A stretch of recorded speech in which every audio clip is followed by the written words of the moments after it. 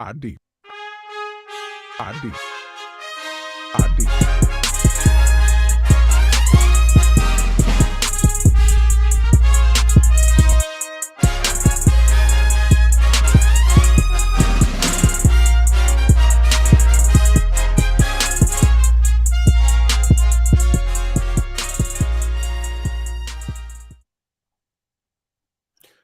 Welcome back, Pod Deep on Sports. This is episode number 10.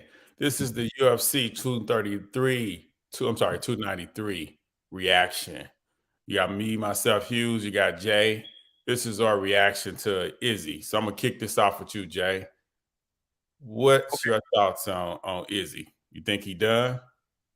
No, I don't. I think that night I saw that fight, I felt like he was done. And then I watched Dana White in the press conference, and then it kind of changed my mind.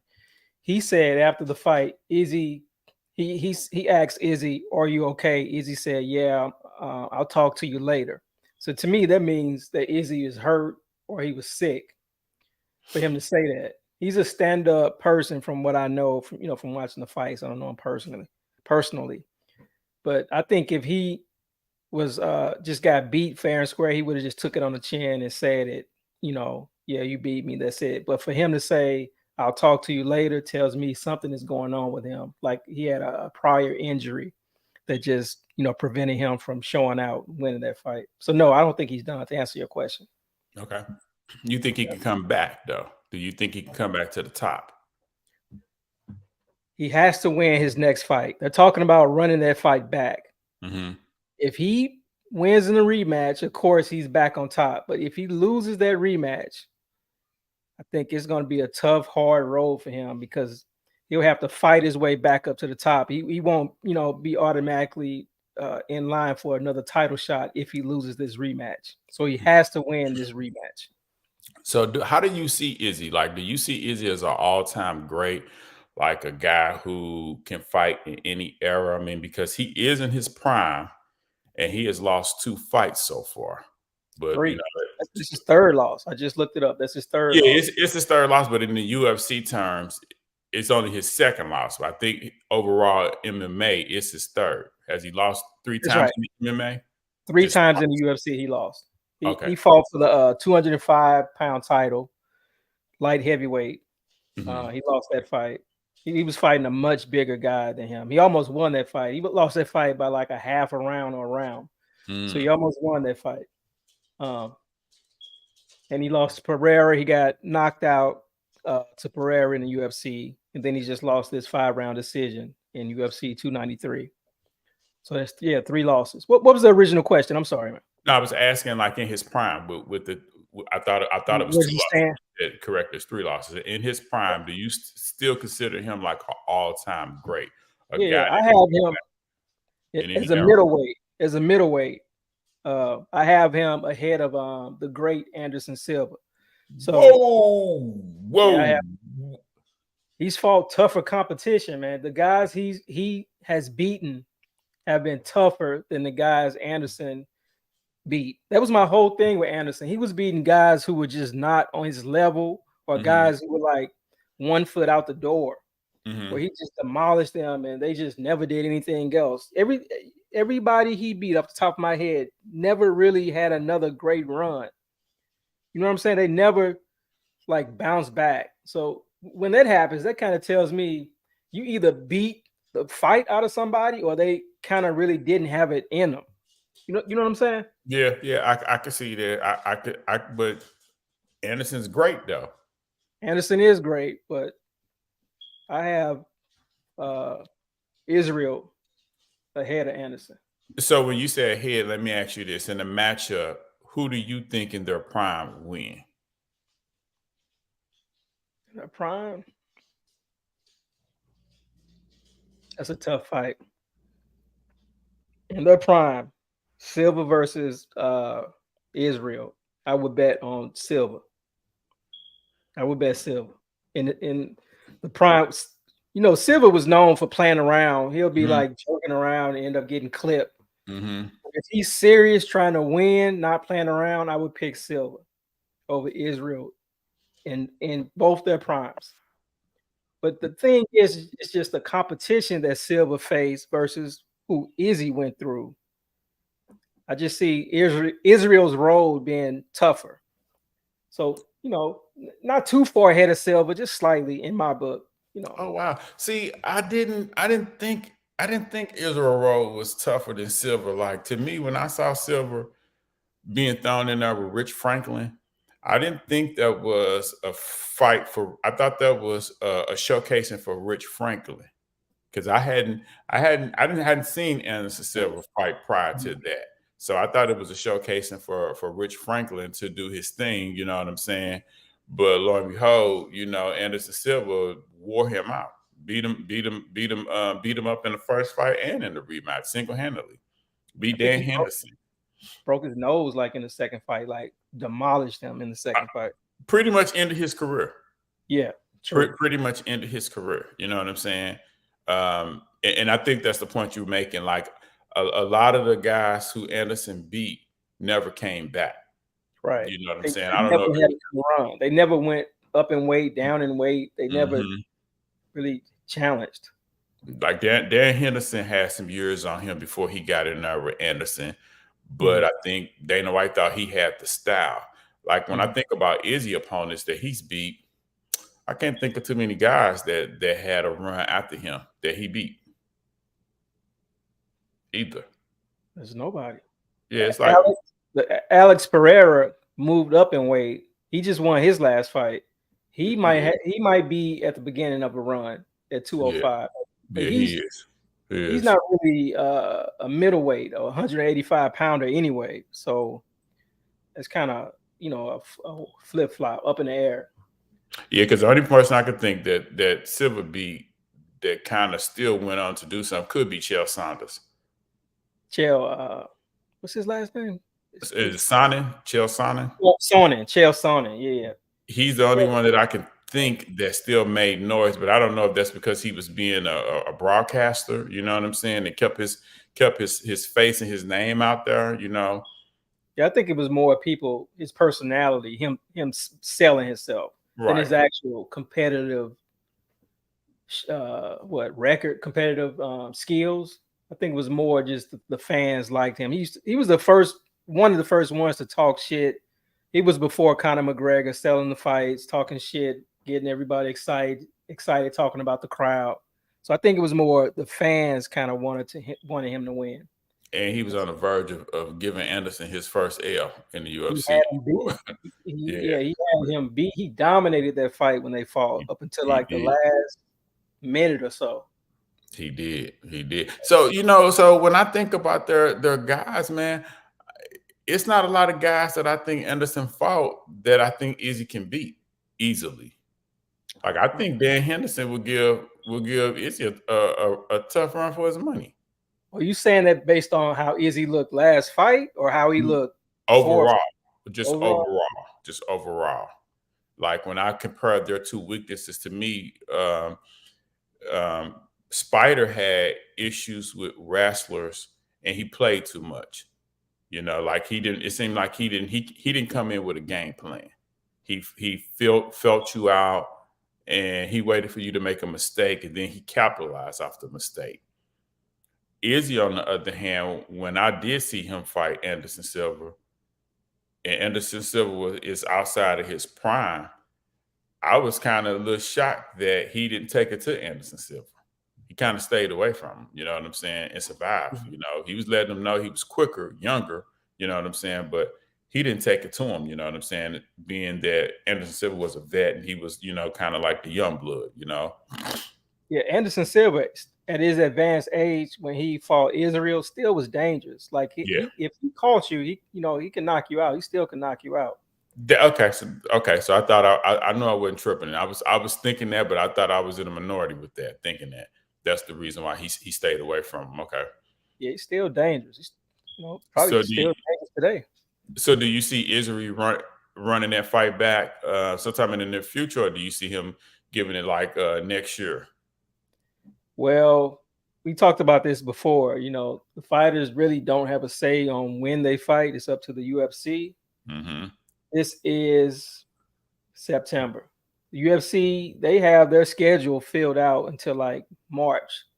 So I don't think we see him until like the first quarter, second quarter of next year, which I think is good. I think he should take a break. If something is wrong with him health wise, heal up, get better, rest. He's been on a hell of a run. Rest, recuperate, and come back next year. You think it's a weight issue? I don't think it's weight. I think it's something else. It's something physical, like maybe a hand or a leg injury, shoulder. It's something like that that's wrong with him. Dominated. He didn't pull the trigger. Mhm. Fifth round, he needed a knockout to win. He didn't go for a knockout. He just fought the same style, the whole fight. He got dropped in the first round. Yeah, I saw that. Yeah. Yeah. So who is this guy? Like, I haven't heard of that guy that beat him. Like, did that guy actually deserve a shot at Izzy, or is this Dana White picking the opponents that he knows Izzy weakness, and this is how I'm gonna defeat you? Did that guy actually deserve a shot at Izzy? The guy who Izzy was supposed to fight got injured. So this guy more or less was a replacement. The guy he was supposed to fight is Dricus du Plessis. They call him DDP. Okay. Been talking a lot of shit. He's from South Africa. He said he's the real African. Israel claims to be from Nigeria, and they've been going back and forth. This guy's a white guy, and he was saying he's the real African. So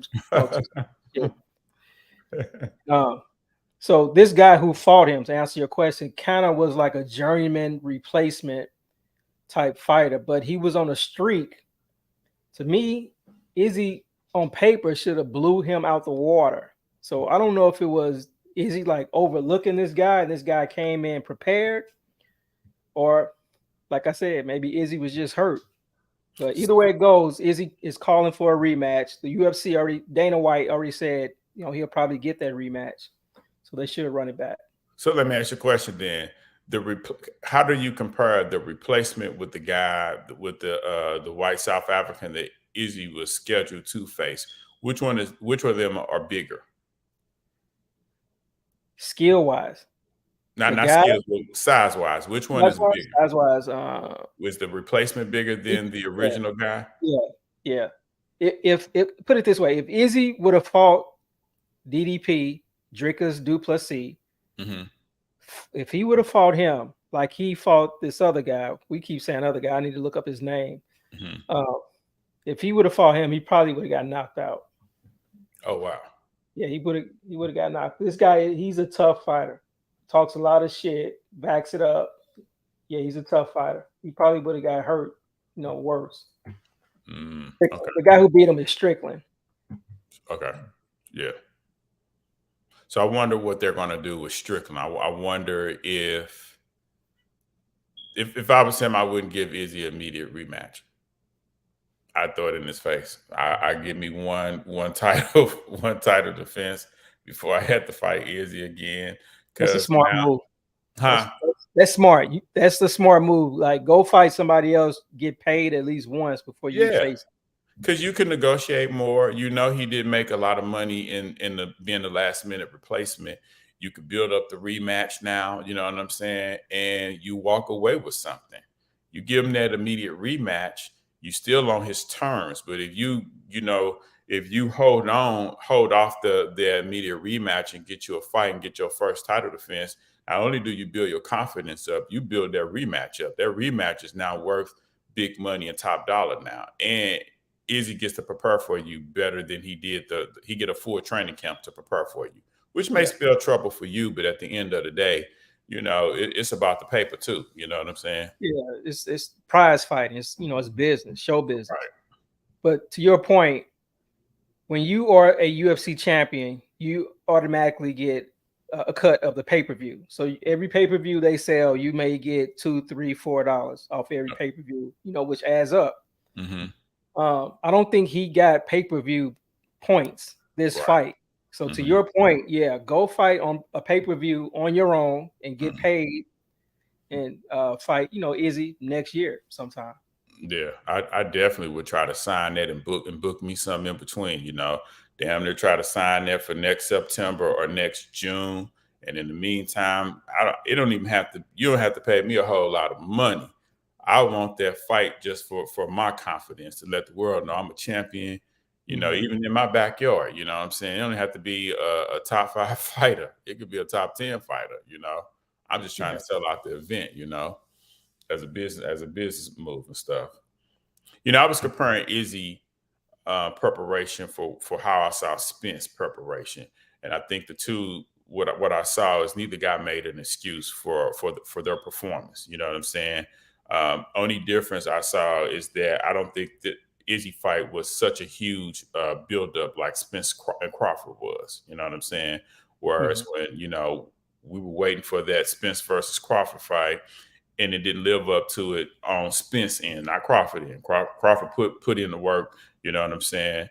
But I know fighters have moments where it's just not their day, and I thought Izzy took the high road and not make up a ton of excuses like you do see some fighters make after taking a beating like he did. 5 rounds of being dominated. You know what I'm saying?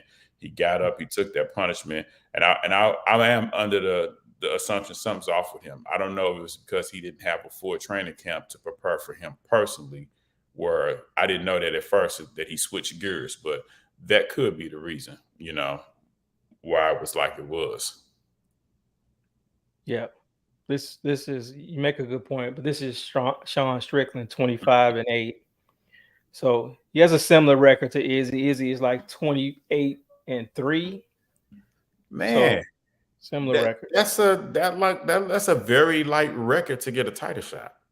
No, not 11-4. 20. This is just his knockouts. He's overall 20. It's only somewhere 28 and 28-5. Okay. 5. Yeah. Okay. And how tall is he? Does this give his height? Let me see if that's on here. Fight history. These are more stats. Head, strike, clinch. These is no, I don't see it. This is more just his fight stats. Okay. So Izzy is 24-3. So he actually has more fights than Izzy. Okay. Fights. Yeah, that's him. Yeah, I had never heard of him, or to my knowledge, I don't think I've ever seen him fight. Other than last couple weeks ago. Yeah, if DDP wasn't hurt, he wouldn't have got that fight. Now, maybe if DDP would have beat Izzy, then maybe he would have fought DDP.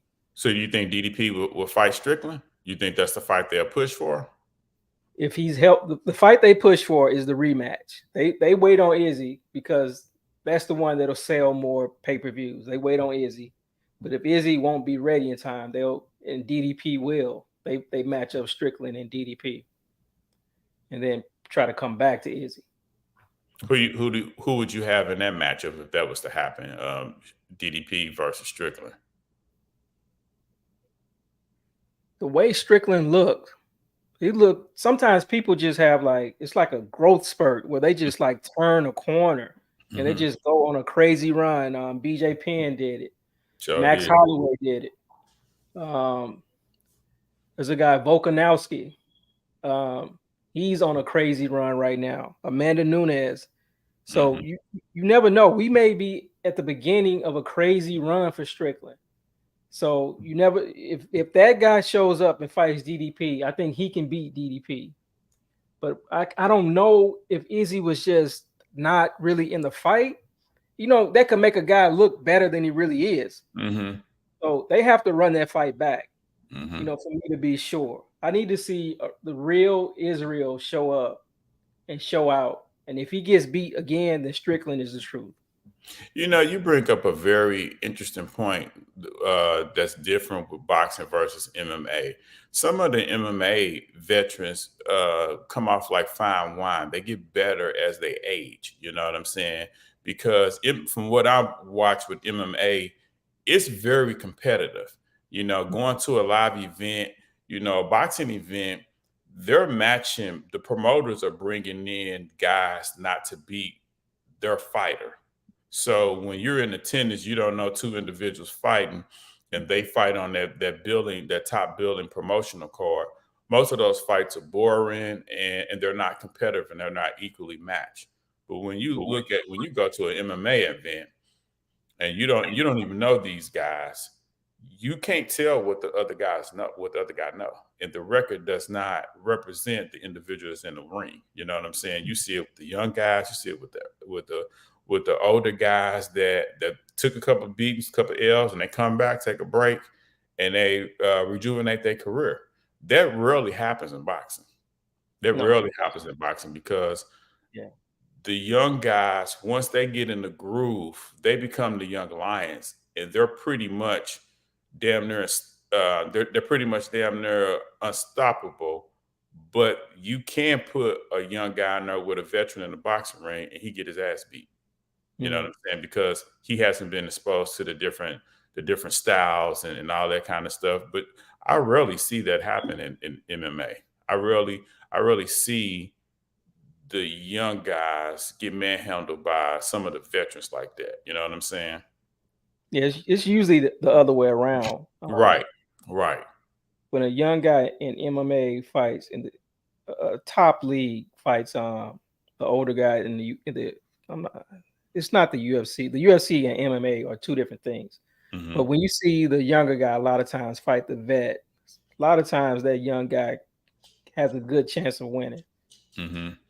Yeah, but you make a good point. If you take 2-3 losses in boxing, you pretty much are done. You're fighting in smaller arenas, theaters. You may be second on the card. You may, be the what do they call it? Like the prelim. What's the last prelim before the main event? A highlighted prelim. It's You mean another like word. the pay-per-view slots or the main card? The main card? It's right before the pay-per-view main card starts. It's that last undercard fight. They call it something. It's like it's not premium. It's a word like highlighted. The highlight undercard fight. It's that slot where they put like the guy who used to be on top. He's not good enough to be on the pay-per-view, but they may make him the last fight on the prelims right before the pay-per-view starts. I'm saying it's a know. word they call it. It's not contender. It's not co-main event. Not co. Nah. It's the word like premium undercard. I'll look it up. Prelims. I think it's prelims. It's prelims, but they call that spot. It's a name for that spot. Comment below if somebody's watching this. Comment below. What is the name of that spot right before the main card starts? I think I only remember hearing prelims and main card. Look that up. Because the prelims, if my memory serves me correctly, prelims start when the arena door opens. Yeah, that's when they start. Yeah, but and then if it's a broadcasting fight, they'll say the main card starts let's say 7:00, and then you get to there's a co-main event, then there's a main event, and that may start 10 to 11 depending on what time zone you're in. Yeah, some fights that go to the next day because of the time zone and stuff. It's called the featured undercard fight. So, okay. Yeah, it'll be a guy who in the UFC. I'm not sure how. I'm pretty sure it works like that in boxing. They say like the lesser known guys, they fight like you said when the doors first open up. Then the competition kind of moves up, as they move, through the fight card. But in the UFC, they have like a featured prelim where it'll be who used to be a champion or used to be a contender. He'll fight right before the pay-per-view starts. Featured prelim. That's what it's called. Okay. That's interesting. I forget how we even started talking about featured prelims, but that's what because we were just talking about the vets. When you brought that up, that made me really think about what I noticed in mixed martial art artists. I mean, fighters and stuff like that. How with their not like when I think about Randy Couture, Randy Couture going against James Toney. Now, Randy Couture was well out of his prime when he went against James Toney, but you could not put James Toney in that same situation now against maybe you could take Roy Jones that's completely out of his prime and take an MM fighter and put him in the boxing ring. And I think that boxer may win. But my point I was making was that James was younger than Randy Couture, you know, but he didn't have a damn thing coming when it came to mixed martial art. You know what I'm saying?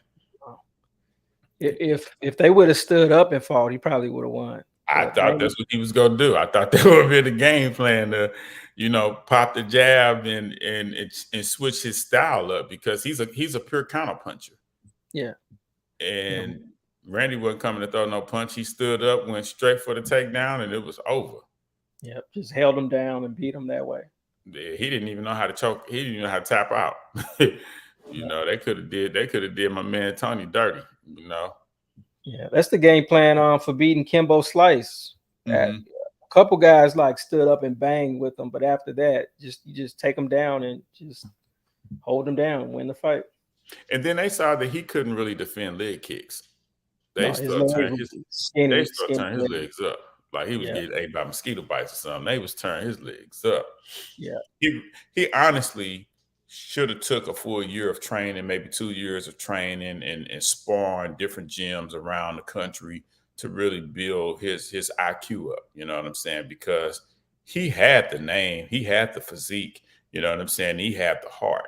He just needed, to understand how to do it, how to defend it. Because MMA is a tricky sport. You know what I'm saying? Once somebody puts you in the hole, it's up to you to that submission move. It's up to you to figure out how to get out of it. I learned so much just listening to Joe Rogan. My naked eye when I was watching, I'm like, it's over. And Joe Rogan will explain to you how to get out of this submission move that looks like it's impossible to break. And he tell you, you step your right leg over, you put your elbow. He's explaining to you how you get up out of it. I know it's easy said and done, you know what I'm saying? But I never thought that you could, get out of a chokehold. You know what I'm saying? If time does not run out, you know what I'm saying? Yeah.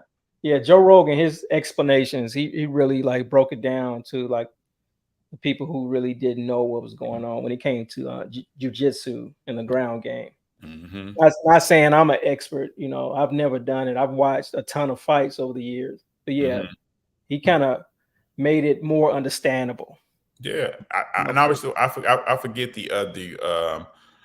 the other league that I used to watch where Frank Mir was the announcer as well, and he used to do the exact same thing. I think it's that league that Uriah Faber came out of. I don't think it's WEC and I don't think it's Bellator. It's WEC. It's WEC, yeah. Yeah, so I used to watch that prior to that's to hold me over to the big UFC events come through. And Frank Mir I thought he was an excellent commentator. He used to do the exact same thing, but only difference was he was a fighter.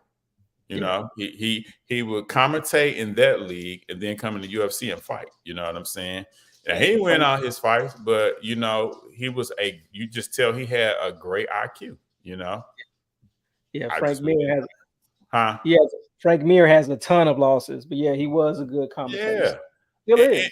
And to me, that at first I was kind of like that don't make sense. But the reality is, just because you know what to do and you know how to do everything, it does not mean the person you going up against don't know how to do shit too. You know what I'm saying? Could be stronger, faster, hit harder, all of that shit. I was just listening to him. I'm like, man, I know he gonna win. And I used to just be shocked that he lost, but I'm like, that's life though. Just because you know what's about to come up, mean you can stop it. So let me ask you a question right now with the UFC. Who's hot right now and who's not? Give me your guys and even women right now who you figure from where we are in September to December and even to the next year. Who's hot? Who you got coming up that's hot right now? Man, I can't even really answer that fully like I used to used to be able to answer it because I'm not falling out of love with the UFC. The UFC is going through one of those transitions where they have a lot of turnover, a lot of new guys coming in. So I'm not familiar with all of the new guys. But if I had to give an answer who's hot, it's still Izzy is hot. He's still a draw. Conor McGregor is coming back soon. John Jones is fighting in New York in November. I wish I could go see that fight. I hope some things shake. Maybe I can still go see it. Who is he fighting? He is fighting the fireman. What's the fireman's name? Let me look it up. Okay. John Jones. I know his name versus guy's name. Stipe Miocic. Oh Yeah, yeah, that's gonna be a great damn fight. yeah. Is That's that his in Vegas? It's in New York, Madison Square Garden. That's in John hometown. Okay, okay. Yeah, I hope I could. Wished. I'm probably not going. Okay. Who you think is not hot right now? Not hot.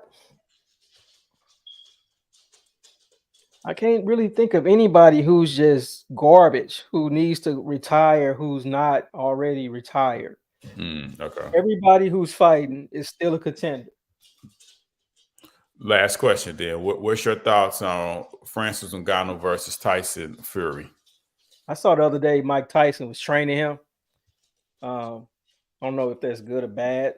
I found it interesting that he's in with a real boxer getting some training, whatever that training is. I don't know Mike Tyson to be a real trainer, but it was just interesting to see that he was training. It could have been a photo op, could have been for publicity. I don't know.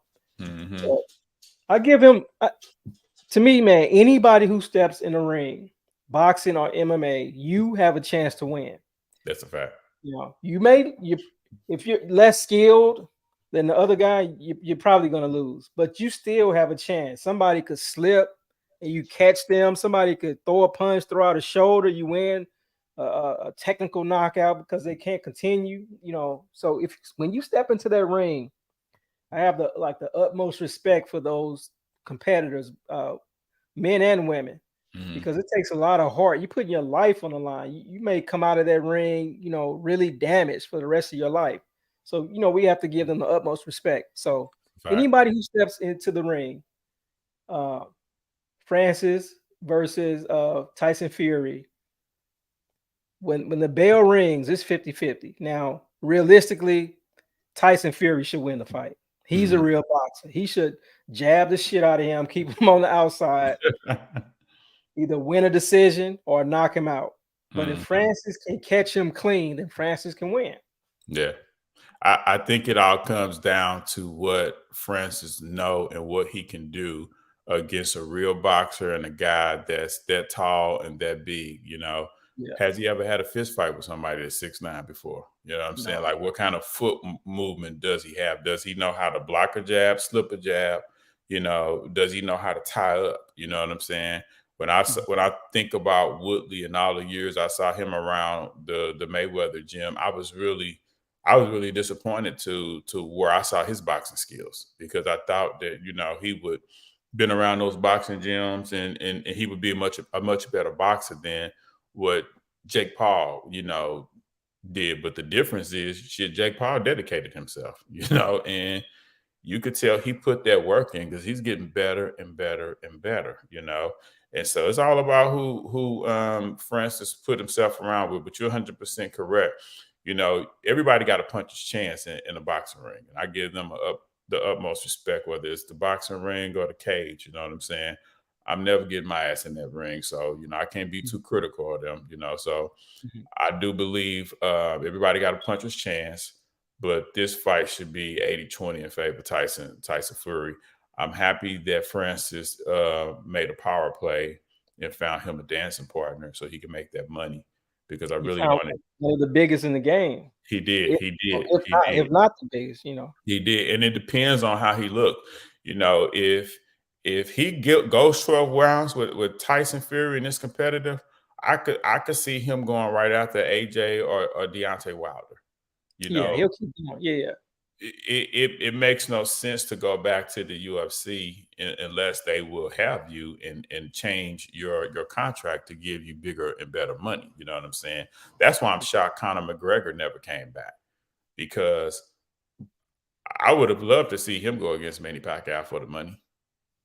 I think it would have sold, and I think he could have made him another, $50 to $100 million. You know what I'm saying? Pay-per-view. You know what I'm saying? But I think a lot of the MMA guys need to consider that route. I think it'll only help them help their stand-up game, to actually get in there with a box. It'll put more money in their pocket and their account. It'll introduce them to a different fan base, so that when they do get back into the UFC or the MMA, whichever route they're going to go, they could demand more. Yeah, I agree. You make yourself more valuable. Yeah. When you're a bigger draw, you have to pay me more money. Mm-hmm. The UFC likes to lock you down. It's like they don't want you to find out that you're a bigger draw. They will talk bad about you, like Diaz. Is it Nick? Yeah. Nick Diaz? It's Nate. Yep. They fought Jake. I get the names mixed up. The younger brother is who we Nick. talk It's Nick. about. But yeah, they nope, it's Nate. Nick is the older brother. Oh, okay. I always thought excuse me. Always get them mixed up. Yeah, it's like they're the same person. But right. yeah, he talked bad about him, talking about how he wasn't a draw and just everything. And he really is a draw. Fans win or lose, the fans love him. Mm-hmm. So, yeah. And I think boxing is his thing. He just have to pick certain fighters he can get in there with. That's what he likes to do in the UFC. Stand up. Yeah, he has a training issue, like getting prepared. Also, it's like he's not really taking it seriously. That's a fact. He definitely didn't. And with a real boxer, they probably would have just attacked him and took him straight out. Yeah, you know what I'm saying? Yeah. Yeah, it's like I think he should probably rematch Logan Paul. You know what I'm saying? Like, go after him or have his brother go after Logan Paul. You know what I'm saying? Yeah. But that's it with this episode, man. You got anything else you wanted to speak on? That's it. Nice quick pod. We said 10 minutes. It's almost 40. Right. Cool pod. Cool pod.